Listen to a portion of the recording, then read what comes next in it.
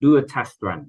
Ya, jadi sebelum kalian, misal nih, kalian ada visi yang kalian pengen banget dapetin investasi. Sebelum kalian ngomong sama mereka, kalian coba tes tuh sama visi-visi yang lain yang mungkin kalian biasa aja lah, ya kan? I Oke. don't care if I get their investment or not. Itu coba dites aja, kalian meeting dengan mereka, lihat tuh respon mereka ketika kalian presenting your deck. What do they ask you?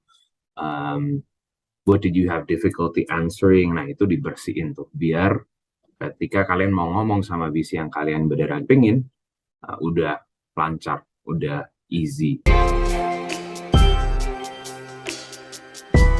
Halo teman-teman semua, welcome back to Bisa Bisa Podcast by Business Startup Accelerator with me, Elga Teresia. Nah, hopefully you're having a great day, karena hari ini kita akan bahas suatu topik yang seru banget.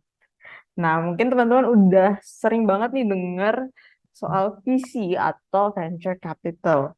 Dan hari ini, di episode kali ini kita akan dig deep mengenai apa itu visi itu kerjanya apa sih gitu. Supaya nanti harapannya teman-teman ketika fundraising atau mengumpulkan dana itu bisa lebih prepare, bisa lebih punya persiapan yang mantap nanti untuk menghadapi visi. Nah, bintang tamu kali ini ada Pak Richard dari BIG Ventures atau Binus Investment Group. Iya, jadi Binus ini punya suatu investment group. Nanti kita akan ngobrol banyak tentang hal ini dengan Pak Richard. Oke, tanpa berlama-lama, saya panggil aja ya Pak Richardnya. Halo Pak Richard, apa kabar? Halo, baik-baik. Apa kabar, Elga? Baik juga. Thank you so much Pak, udah mau meluangkan waktunya di podcast ini nih. Pasti, thanks for having me ya. Thanks so much. Iya. Oke, Pak Richard, mungkin bisa ceritain dulu ke teman-teman nih awal karir Pak Richard tuh gimana sih bisa nyemplung di dunia visi ini? Ya, oke. Mungkin awal karir ya. Jadi sejak lulus kuliah, saya pertama masuk di management consulting di San Francisco Bay Area. Itu fokus di biotech, healthcare, and pharma. Nah, setelah itu uh, sempat mikir nih, apakah saya mau continue doing what I'm doing in the States atau at that particular time when I was looking mungkin perlu balik Indo juga pada waktu itu 2019 ya, cukup exciting karena yang sebelumnya saya pertama berangkat ke US itu belum pernah ada tuh Gojek, Tokopedia. Terus Hmm. 2019 pas saya mau balik itu uh, cukup banyak lah, very exciting things coming out of Indonesia. So I decided, oke, balik Indo. Sebelum balik Indo sempat ke Beijing dulu 1 semester bahasa. Nah, setelah itu langsung saya masuk ke di dunia VC. Kebetulan saya pernah my first experience ada di East Ventures di sana 2,5 tahun. Kemudian pindah ke BIG Ventures ini.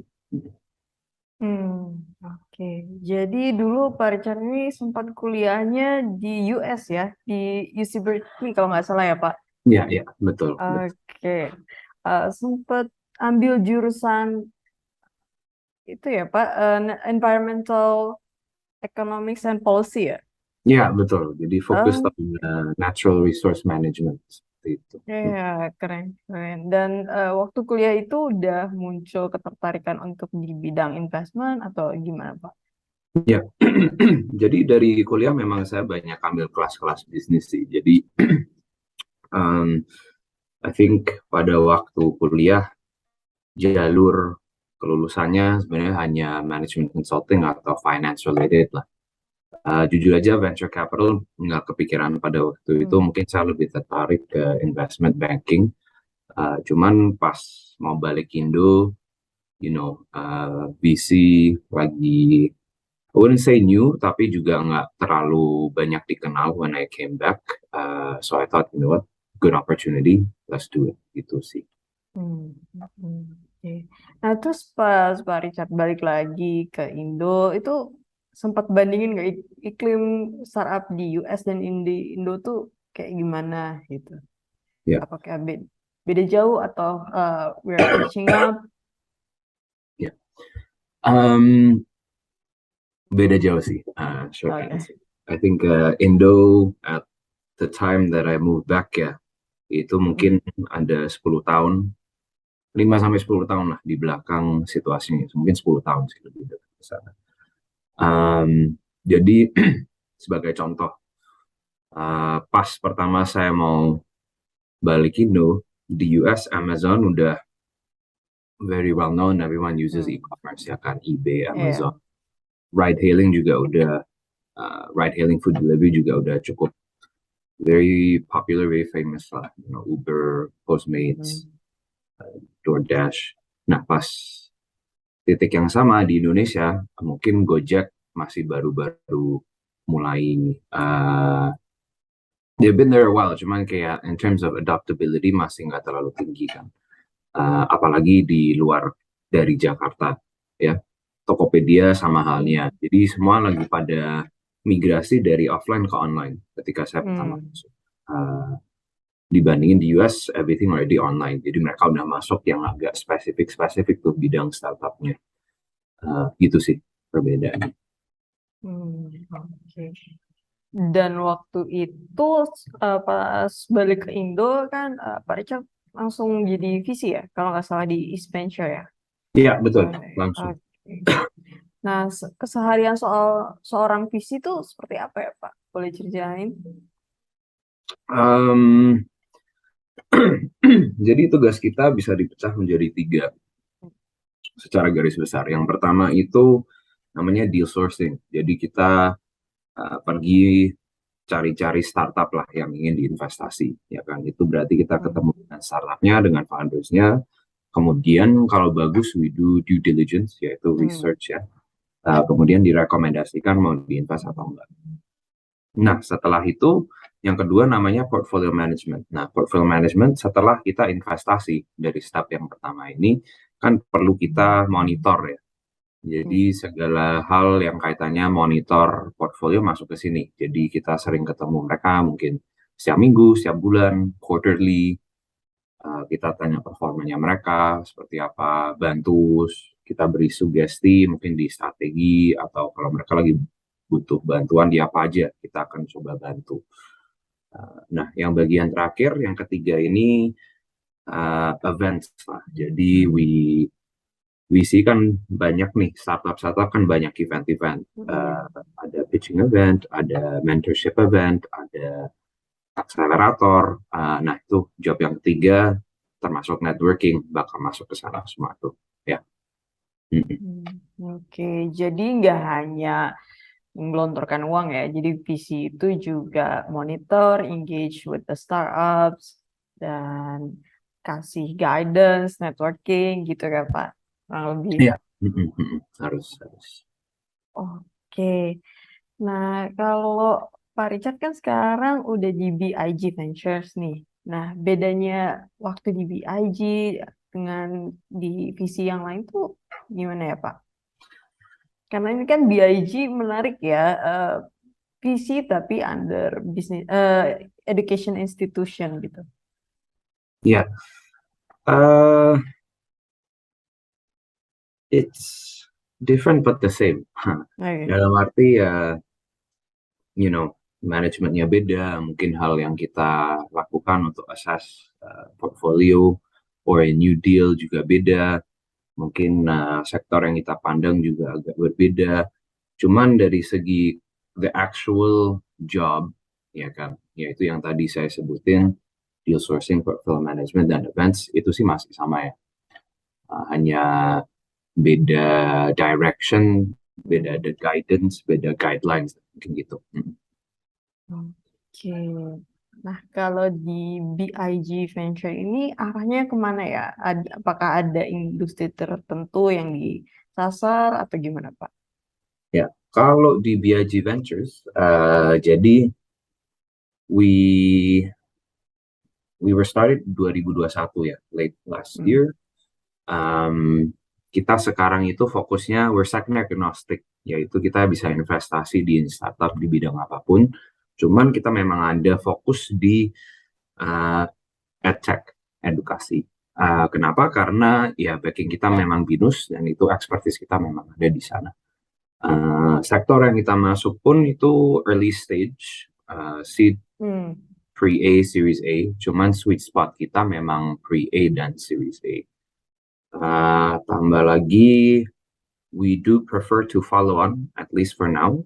We have led a previous round as well tuh. Jadi tergantung startupnya sendiri kebutuhannya dan potensinya seperti apa. Uh, ya mungkin oh ya dan dari 2021 kita sekarang sudah ada 4 investasi. Ya. Oke. 4 investasi dari 2021 itu ya, Pak. Ya, Dan ya, sekarang September 2022. Jadi sebenarnya cukup aktif juga ya, Pak, ya, investasinya. ya, ya. Dan semoga kita bisa ramp up Pak number itu very soon. Mm-mm.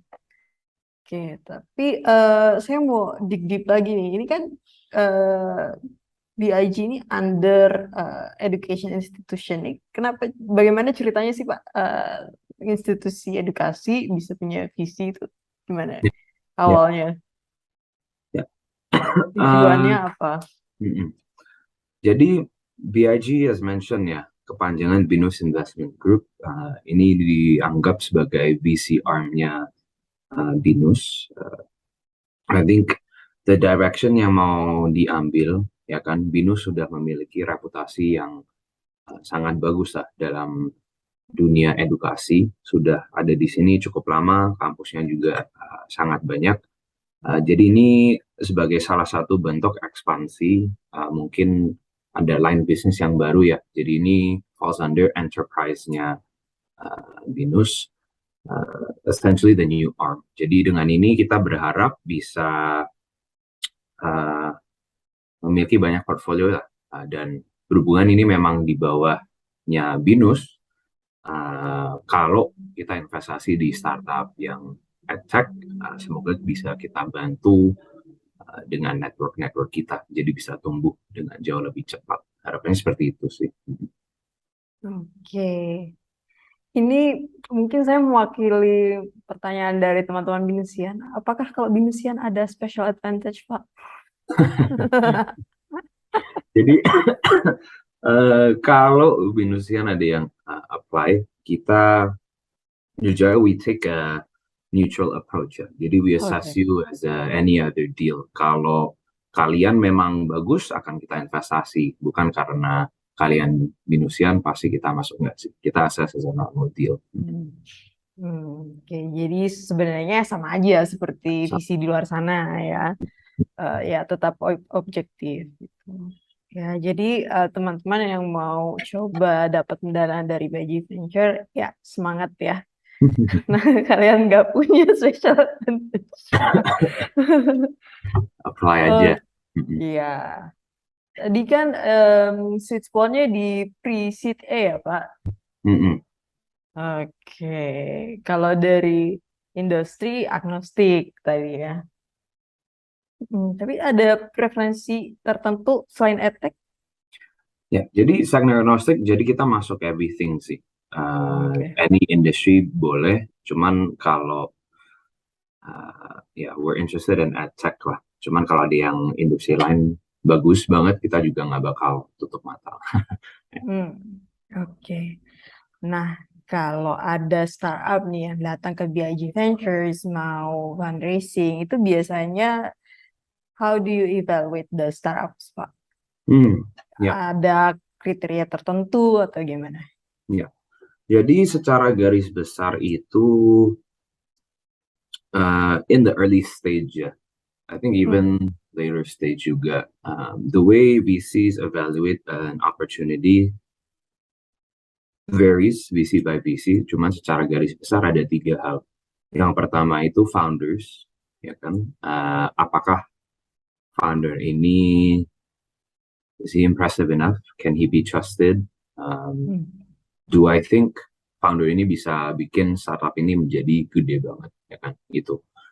Yang kedua market. Jadi apakah target market startup ini yang ditarget itu sudah cukup besar, dan apakah startup ini bisa mengambil persentase atau bagian dari total market itu yang decent size, good size, big size lah, seperti itu. Yang terakhir itu baru produknya. Uh, ya, ya kan, what they do, their business model, operational model, all that. Kalau di early stage biasanya itu lebih bobotnya yang diberatkan itu jauh lebih besar di bagian founder and market. Kalau mungkin menjadi later stage, mungkin yang lebih banyak didalamin itu agak di produknya, jadi di company-nya sendiri, their performance, their traction, and then the founders and market. Seperti itu sih secara garis besar. Dan BIG Ventures pun juga we follow a similar rubric. Ya, jadi founder, potential market, and products ya. Khususnya untuk yang early stage itu penekanannya ada di founders dan potential market. Oke, jadi sebenarnya what kind of founders yang Bapak cari gitu? Itu pertanyaan yang cukup sulit. I think each founder is unique. I don't think there's a clear-cut definition of what makes a good founder. But there's basic things.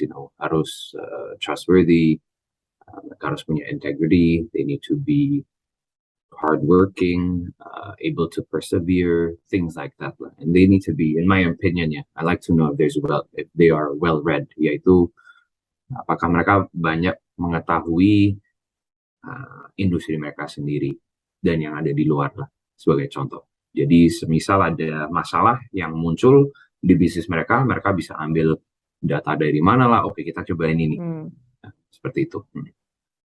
Oke. Jadi hardworking, terus juga well informed tentang industrinya ya. Oke. Kalau pengalaman kerja, does it make a huge difference gitu di dunia sebagai founder startup? Depends which VC you ask, but in general enggak sih, karena cukup banyak founder yang misalnya fresh grad ya, jadi mereka habis lulus langsung bikin their own startup, dan cukup banyak yang seperti itu juga sukses mencari pendanaan yang cukup besar juga. So I don't think it matters personally, nggak masalah. Ya, balik lagi ke kualitas individunya itu sendiri ya. Betul. Oke. Walaupun dia punya pengalaman banyak, tapi mungkin not hungry enough, nggak punya grit, juga susah untuk berkembang ya sebagai founder. Exactly. Oke. Nah, terus ini nih Pak, kan sekarang lagi besar ya isu pelambatan ekonomi gitu, dan itu membuat startup ini khawatir. Apalagi kan kita juga sering dengar nih, startup ini tutup, startup ini PHK gitu. Is it now a good time to fundraise sebenarnya? Yeah. Answer is yes. For sure. If they need to raise, just go and raise. Banyak bicara tentang funding winter ya, cuman di lapangan yang kita temukan itu funding winternya lebih banyak di sisi the growth stage. Kalau bagian seed stage sih masih jalan-jalan aja. Mungkin yang agak berbeda sekarang itu direksi dari VC-nya yang mungkin agak berbeda ya. Jadi 2021, wah itu kucuran dana dari VC cukup gede banget. Very easy for you to get funding. Mungkin this year is a little bit more strict. In terms of mungkin sebelumnya prioritas dari VC itu growth ya. Growth, burn-nya, yaitu rugi per bulannya itu nggak apa-apa. Yang penting growth kalian gede banget. Sejak ada masalah dari US ini, became global, turning into the funding winter, essentially is because sekarang VC cari yang growth-nya bagus, yes, cuman harus pay attention to their burn. Ruginya jangan terlalu gede. Nah, Kenapa kita sekarang melihat banyak PHK di startup-startup itu karena uh, yang pertama, sebagian besar yang banyak layoff itu kan yang ukuran sudah cukup besar lah ya hitungannya, Iya. ya kan? Dan yang saya sebutin funding winter memang kebanyakan itu ada di their stage. Jadi mereka kemungkinan besar kesulitan cari additional fundraising. Atau yang kedua itu mereka memang didorong dari VC-nya, uh, you have to improve your bottom line, ya kan? Jadi secara otomatis apa yang bisa mereka laksanakan yaitu memotong karyawan untuk saving their costs. Ya, dan itu pun mungkin gara-gara biar mereka bisa sukses cari funding in the future.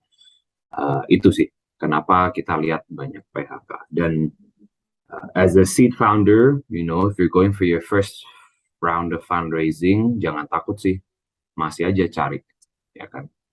Oke, jadi jangan takut karena peluang itu masih ada ya. Oke, nah untuk bisa impress para VC itu apa yang harus dilakukan para founders, khususnya teman-teman yang masih di early stage nih ya. Hmm. Impressing the VCs ya. Ya. I'd like to say do a test run. Ya, jadi sebelum kalian, misal nih, kalian ada VC yang kalian pengen banget dapetin investasi. Sebelum kalian ngomong sama mereka, kalian coba tes tuh sama VC-VC yang lain yang mungkin kalian biasa aja lah, ya kan? Oke. I don't care if I get their investment or not. Itu coba dites aja, kalian meeting dengan mereka, lihat tuh respon mereka ketika kalian presenting your deck, what do they ask you, what did you have difficulty answering. Nah, itu dibersihin tuh biar ketika kalian mau ngomong sama VC yang kalian beneran pengen, udah lancar, udah easy, I think that's the easiest thing you can do. Other than that, just be prepared, do your research, make sure you know VC ini sukanya yang seperti apa. Just do your research, be well informed lah. Ya, prepare gitu ya. Mm-mm. Terus ya coba-coba aja ke banyak visi sebelum ke visi impian itu ya. Iya, betul, betul. Oke. Jadi pas datang lebih refine lah ya nanti pitch-nya. Mm-mm, mm-mm, mm-mm. Oke. Dan Oke.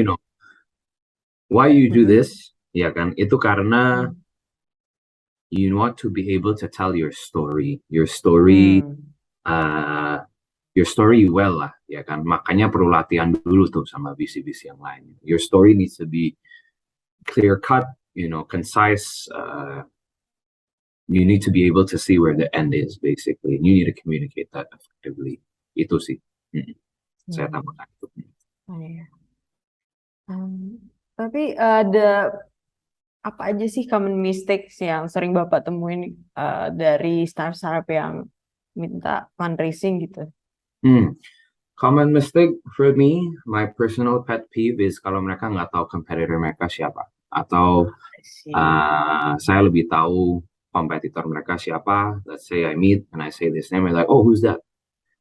Itu yang kalau buat saya is an almost automatic reject, karena saya yang bukan mendalami bisnis mereka pun sudah bisa mengerti their competitors. So what are you doing? Ya kan? Seperti itu Iya. sih. Iya, Eh, itu nggak banget ya, nggak tahu kompetitor. Itu common pitfall. Selain itu, apa lagi ya? I would say answer concisely. Jadi ketika kalian ada meeting dengan VC-nya, it's good to answer in detail, but make sure it's concise and you are not just kalian panjang-panjangin supaya pengen kelihatan banyak informasi. Ya kan? Just give what's crucial, what's needed, and you should be good. Oke. Karena waktunya visi juga terbatas ya. Oke. Terus mungkin ini pertanyaan terakhir ya. Ada tips or kayak kata penyemangat untuk teman-teman yang lagi develop startup sekarang? Tips. Hmm. Uh, my tip would be make sure you have a good story, you see. I think that's Hmm. very crucial. Once you have a good story, make sure you have a product or at least an initial product market fit to help back it up lah, ya kan?